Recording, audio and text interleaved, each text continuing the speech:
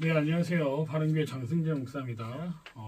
마이크가 지금 좀 준비가 안 돼 있어서 오랜만에 이제 또 촬영을 하다 보니까 네, 소리가 좀 제대로 전달될지 잘 모르겠습니다. 어쨌든 그래도 좀 말씀 묵상을 좀 기다리시는 분들이 분명히 있으실 것 같다는 생각이 들어서 급하게 오늘 좀 찍어 봅니다. 양해해 주셔서 좀 들어주시면 좋겠습니다. 오늘 하나님 말씀의 제목은 비겁한 타협을 끊으라라는 제목으로 말씀 나누도록 하겠습니다. 오늘날 신앙을 무너뜨리는 가장 조용한 방식이 뭘까요? 예, 그건 타협입니다. 신앙을 대놓고 버리는 게 아니라 조금씩 천천히 조금은 괜찮겠지 하면서 악과 손을 잡는 겁니다. 말씀의 기준을 세우기보다는 상황을 보고 조정하고 하나님의 뜻보다 사람의 평가를 먼저 고려하는 거죠.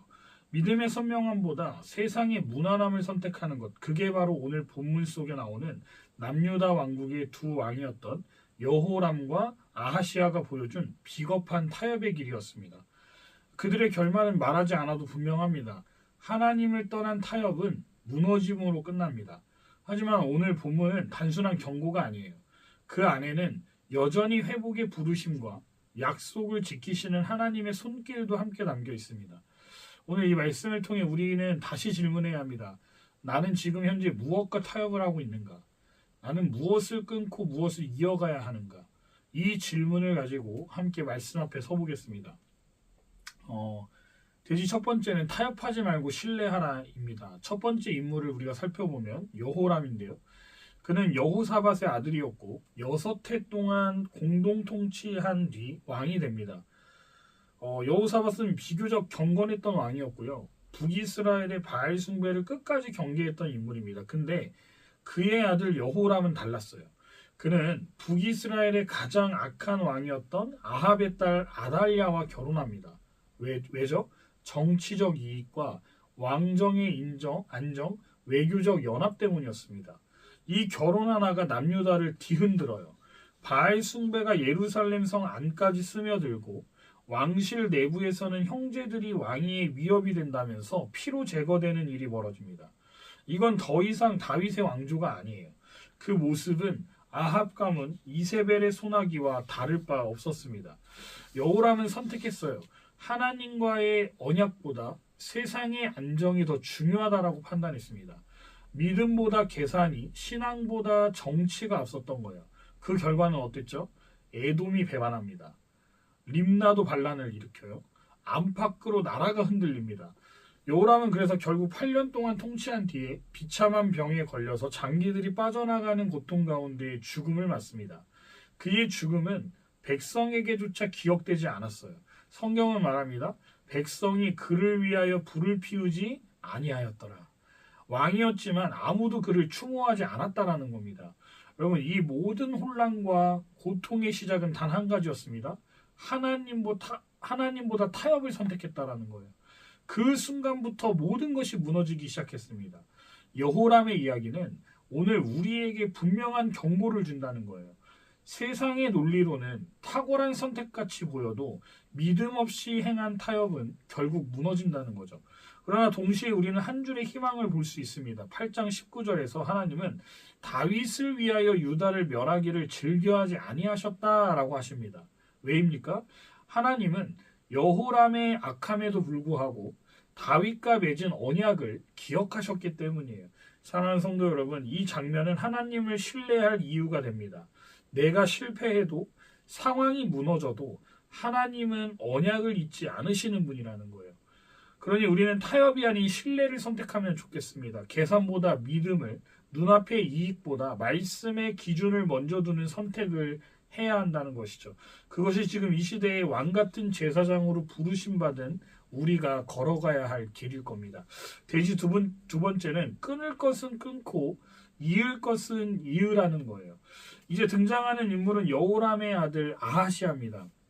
아하시아는 겨우 22세의 나이에 왕이 되었고 단 1년만 통치했습니다. 그 이유는요, 분명합니다. 그도 아버지처럼 타협을 택했고 악을 행했기 때문이에요. 본문은 그가 아합의 집 사이가 되어 그의 길로 행하였다라고 분명히 기록합니다. 다윗의 자손으로 부름받았지만 그는 아합의 길을 따랐고 믿음의 유산은 끊어지고 말았다는 거예요. 아하시아는 북이스라엘의 요람과 연합군을 꾸려서 길르앗 전쟁에 나섭니다. 그 전쟁에서 요람이 부상당하자 그는 이스라엘까지 따라가 문병합니다. 그게 그의 마지막이었어요. 하나님이 기름 부으신 예후가 두 왕 요람과 아하시아를 한자리에서 심판합니다. 악한 연합, 잘못된 동맹, 끊어야 할 것을 끊지 못한 결과가 그의 짧은 인생을 비극으로 마감시켰다는 거죠. 여러분, 아하시아는 이어야 할 것을 잊지 않았고 끊어야 할 것을 끊지 못했습니다. 그는 여호사밧의 손자예요. 바알을 거절하고 예배를 회복했던 여호사밧의 신앙이 그의 피 속에 있었지만 그는 아버지 여호람이 보여준 비겁한 타협만 따라갔습니다. 우리도 마찬가지예요. 믿음은 저절로 이어지지 않습니다.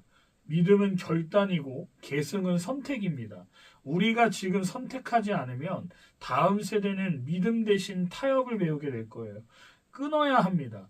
내 안에 있는 세속적인 판단과 죄와 타협한 습관들, 사람 눈치 보면서 말씀을 기준으로 무너뜨린 태도, 그것들을 끊어야 한다는 거예요. 그리고 이어야 합니다.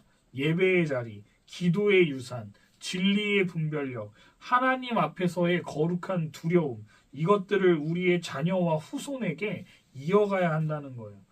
결론입니다. 사랑하는 성도 여러분, 오늘 여호람과 아하시아는 그 시대의 정치 상황을 잘 읽고 계산적으로 움직였던 왕들이었습니다.